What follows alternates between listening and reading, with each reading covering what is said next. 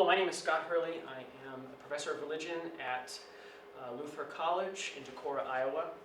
And today I'm going to be talking about the dog fancy, that is, the breeding and showing of dogs in conformation or beauty pageant-like dog shows as a site that reinforces notions of normality or normalcy, of beauty, and of able-bodiedness.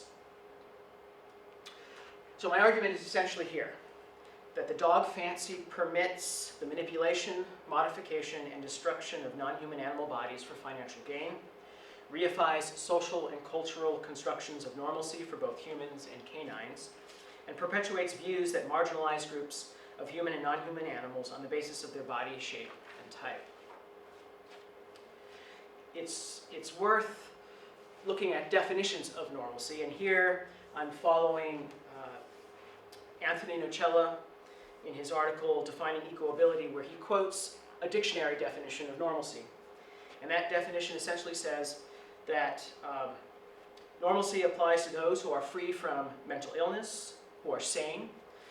It is a notion that has to do with conforming with, adhering to, or constituting a norm, standard, pattern, level, or type, and is related to that which is typical. We also know, and there's been a number of scholars that have worked on this already, that definitions of, or that normalcy itself, beauty, able-bodiedness, are socially constructed, and that they are publicly reinforced. Right? A notion that Leonard Davis has clearly articulated in his work when he says, this normalcy must constantly be enforced in public venues like novels, must always be creating and bolstering its image by processing, comparing, constructing, and deconstructing images of normalcy and the abnormal. So in part what I'm arguing is that the dog show is one of those public venues, and the dog fancy is one of those public venues wherein notions of normalcy are constructed and reinforced. It's also worth noting that, and I'll only do this briefly, but that the notion of the norm, the word normalcy as it's used in the modern period, arises with the creation of the field of statistics, which itself has its origins in the mid-19th century. Right? And that field of statistics was closely connected with, intimately connected with the practice of eugenics, and the notion that a perfectible body, or that a perfect body could be created. Leonard Davis speaks to this very clearly, and he draws the connections very clearly, so I'm not going to do that here. But that it's important to note that striving for perfection and that striving for that perfect body is a process that has to be controlled. Right? So we see this with dogs and dog bodies. Right? While it is the case that we no longer practice a eugenics similar to what we did in the 19th and 20th centuries, there are some scholars like Dorothy Roberts who suggest that our use of DNA to determine health and well-being, as well as other factors, constitutes a danger for a renewal of eugenics. The fact is, though, that eugenics still applies to canines. Right? Some have said that dog breeding has been the longest eugenics experiment in history. And in this case, when we strive for the perfect dog body, we are definitely controlling that process significantly. Okay, so let's talk about dog shows. And I should say first that this has been a part of my world, was a part of my world for a very long time. I was intimately connected. I showed dogs in this context. I don't do this anymore. I find it morally objectionable. But I have some intimate knowledge of some of these things. And so, for example, I know that when people talk about the Fab Four, the Fabulous Four, they are speaking about four nationally acclaimed dog shows, right? Namely the Westminster Dog Show in New York City, the National Dog Show, which is sponsored by Purina, which is a dog food company, and the Eukanuba Dog Show, also sponsored by a dog food company, Eukanuba, and finally the Crufts Dog Show, which takes place in the UK. The first three are take place in the United States. Horse Crufts is in England. I have also noted here that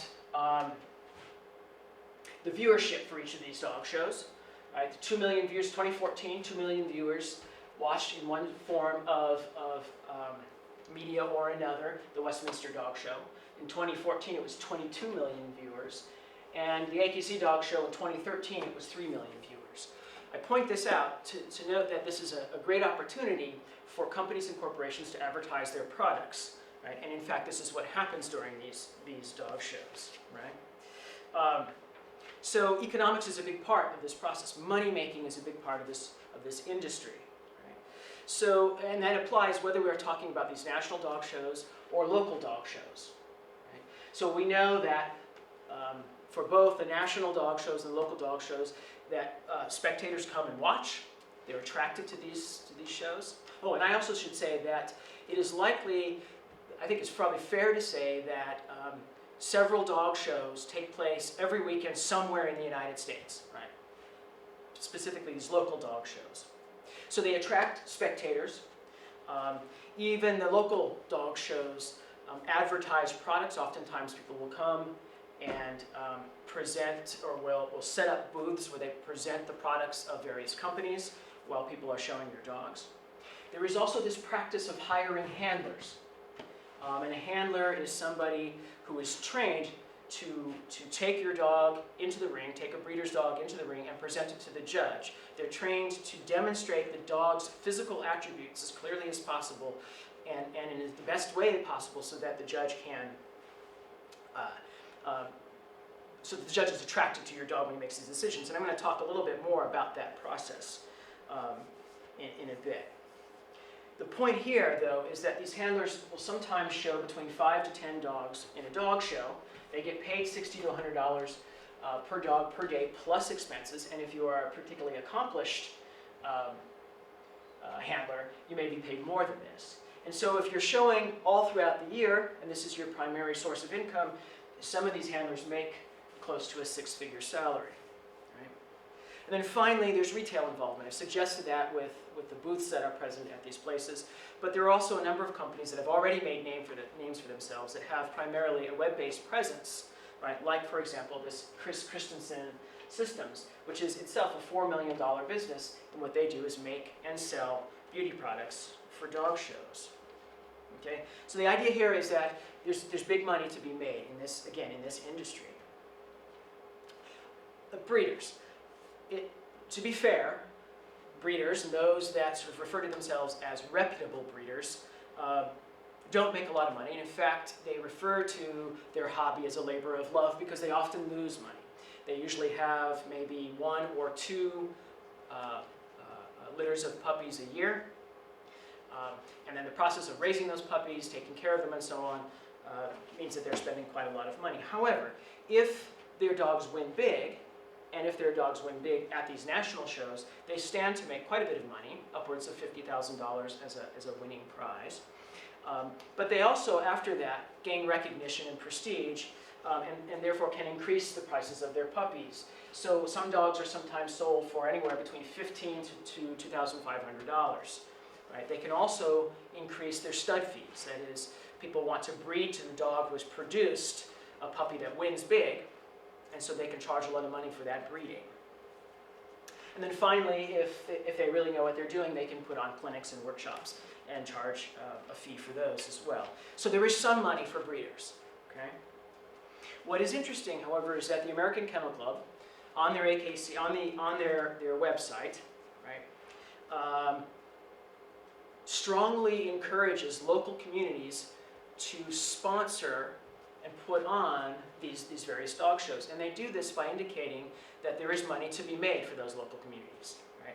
So here we have an example that's given on the website that says the average exhibitor, the person who shows their dog, spends about $512 per multi-day event. And that in the past 8 years, the average spending by exhibitors has increased 60%.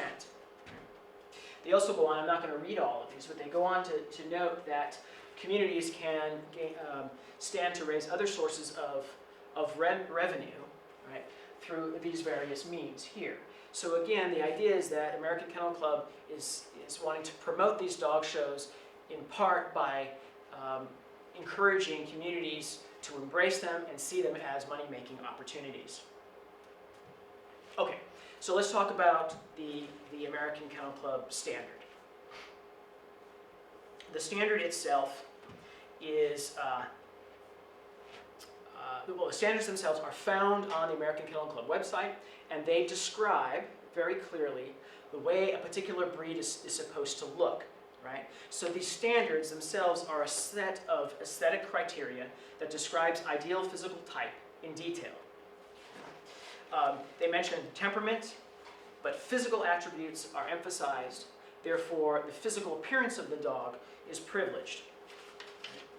And the judges who use these standards to evaluate how the dog looks and behaves in the ring are not so much concerned with how dogs think or behave. They're not concerned with dogs as individuals, but they're more concerned with how the dog looks and the body type of the dog. So the way that this works is that the standard describes what the ideal specimen of a dog is, and the judge uses that standard while he or she is looking at all of the dogs that they see in a dog show, right, for a particular breed. They choose the winner by choosing the dog that conforms to that standard the closest, right, most closely. That's how a dog is chosen. So the emphasis, as I said, is primarily on physical type, how the dog looks. Now, Judy Bentley has argued, following Foucault, that disciplinary power is a policy of coercions that produces docile bodies, subjects who conform to goals and practices defined by policies and politics or disciplines. Now, I'm arguing here that the American Kennel Club, or AKC, and the judges that use standards designed by the American Kennel Club is that disciplinary power, and that the standards themselves are the policies that dogs and dog bodies have to conform to, right, in order to reach certain goals and employ certain practices. Bentley further argues that in order for disciplinary power to define and subjugate individual and social bodies, it becomes necessary for each discipline to develop its own specialized discourse. And once again, I am arguing here that the standard delineates that discourse, right? It gives a language for how to talk about dog bodies. In addition to that, the site of the dog show, the physical site of the dog show and the people there change their language to talk about dogs. So it becomes not Spot or Charlie, it becomes the ideal specimen, right?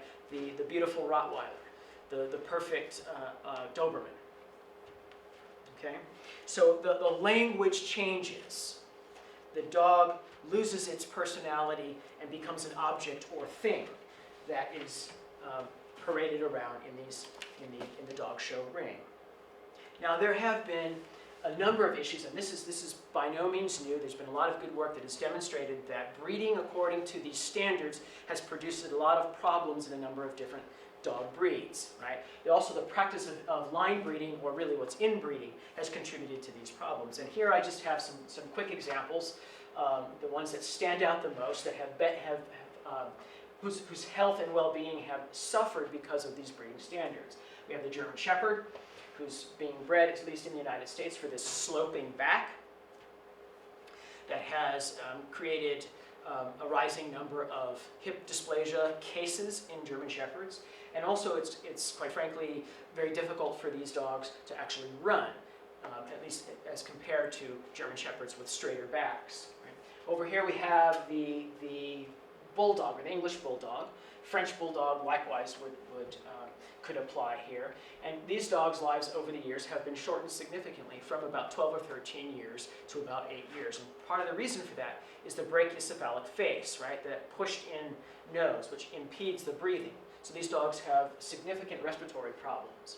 In addition to that, their hips have been bred to be so narrow that they cannot have a natural birth. So they have to have C-sections. So once again, we have human beings controlling the bodies of these dogs. And then finally, and very quickly, we have the King Charles Cavalier Spaniel, who, for some of these dogs, the skull size has decreased, putting pressure on the brain that causes various neurological problems and a great deal of pain. In addition to the sort of health issues that arise, there is the practice of body modification that is fairly common. Cosmetic surgery applies to tail docking, ear cropping, and the elimination of dew claws on these dogs, right? And the reason that cosmetic surgery or body modification is done is because people want those dogs, their dogs, to conform as closely as possible to the American Kennel Club standards, right? And in some cases, those standards encourage the docking of tails and the cropping of ears. So here's an example of the Doberman Pinscher. And I'm going to quote from the standard itself. The ears for Doberman Pinschers are normally cropped and carried erect. The upper attachment of the ear, when held erect, is on a level with the top of the skull. Right? And then the next for the tail says that the Doberman Pinscher tail is docked at approximately the second joint, appears to be a continuation of the spine, and is carried only slightly above the horizontal when the dog is alert. So what we have is a standard, right, a written standard that encourages the cropping and docking of tails. Now, this you can show a dog with a tail, and you can show a dog with normal ears or sort of floppy ears. But your chances of winning in the ring, right, or chances of a judge picking your dog as a winner are minimized. So people generally crop their Doberman's ears and they crop their tails. So they dock their tails. And here are some pictures of Dobermans with cropped ears and docked tails. One here, cropped ear and docked tail, and here with a tail and floppy ears. Right? They look very differently. Right? So there is definitely a presentation here that is sought. Okay. In some standards, like that for the boxer, the standard speaks specifically to the desirability of having a docked tail, and in fact encourages, not only just encourages, but insists that the tail should be docked. So here for the boxer it says the tail is set high, docked and carried upward. An undocked tail, this is key, should be severely penalized. Should be severely penalized. So what we see here is, in order to be successful in the ring with your boxer, you must have the tail docked. Ears, there's a little bit more flexibility here. You can show a boxer with either cropped ears or uncropped ears, and the standard speaks to both of those. Okay? So here we have some pictures of boxers. Up here in this corner, one with a docked tail and cropped ears. Here, natural ears and a tail. And then here, natural ears and a docked tail. Okay? All of these can be shown, but the key here is that you have to have the docked tail to be successful. Okay, so it's also worth talking a little bit about parallels among humans and human bodies. Right, so we have the practice we've had historically, and we continue to have the practice of body modification for human animals. Right, so historically we've had forced sterilization. Most recently, we have something called the Ashley treatment, which entailed the removal of the uterus and breast tissue, closing of bone growth plates with high dosage estrogen treatments. Right? This was done in order to keep a young child small as they grow into an adulthood, and to have the raising of that child more convenient by not having her go through menstruation and other sort of changes of the body that occur during puberty. Right? It was highly controversial at the time, but since then, there have been over 100 children worldwide that have undergone this procedure. We also have cases, of course, of mammoplasty, rhinoplasty, and skin whitening.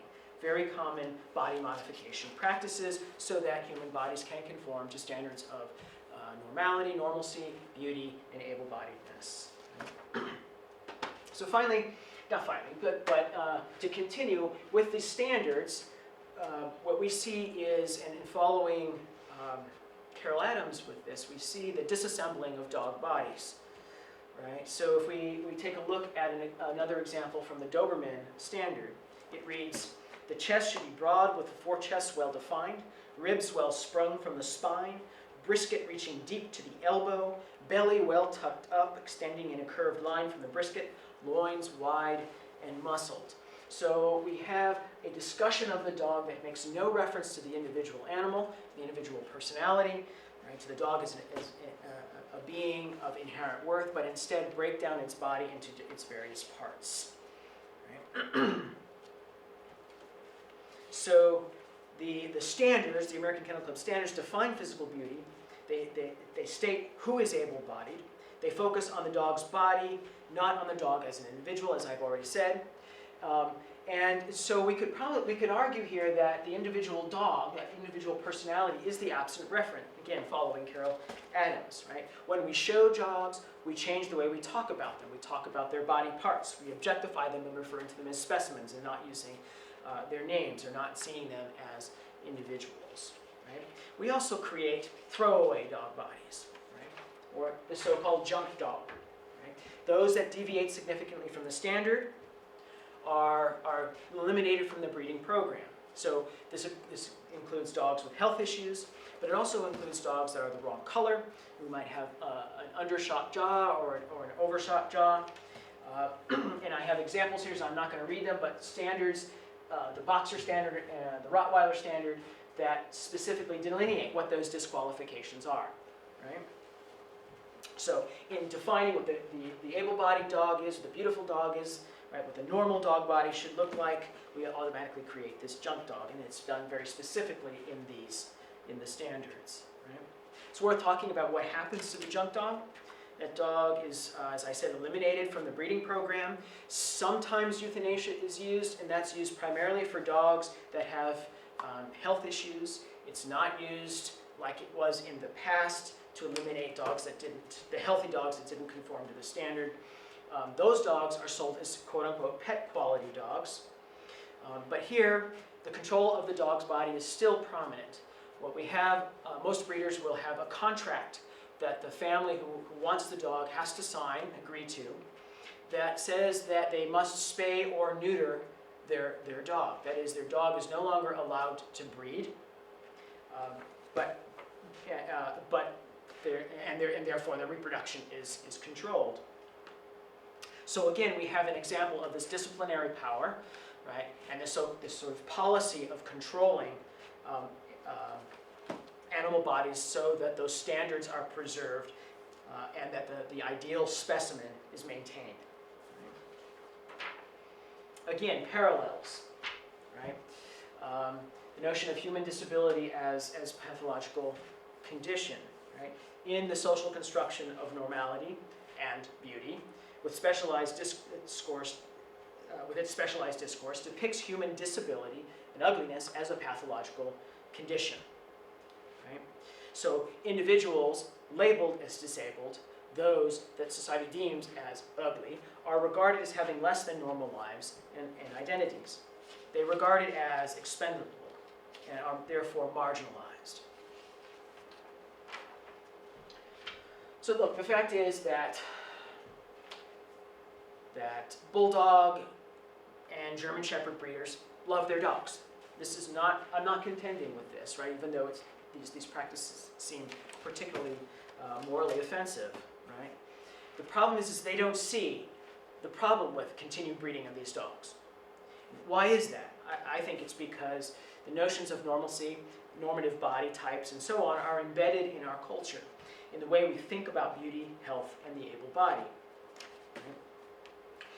Dog shows then publicly reinforce cultural and social constructions of normalcy, the able-bodied, person or canine, and beauty. They are sites in which those notions of normalcy, able-bodiedness, and beauty are reinforced for both canines and human bodies. And finally, as Harlan Weaver has noted, canine relationships, or human canine relationships, are not innocent. As Harlan Weaver would put it, they are influenced and shaped by hierarchical ideologies such as ableism. And in doing that, they also reinforce these ideologies.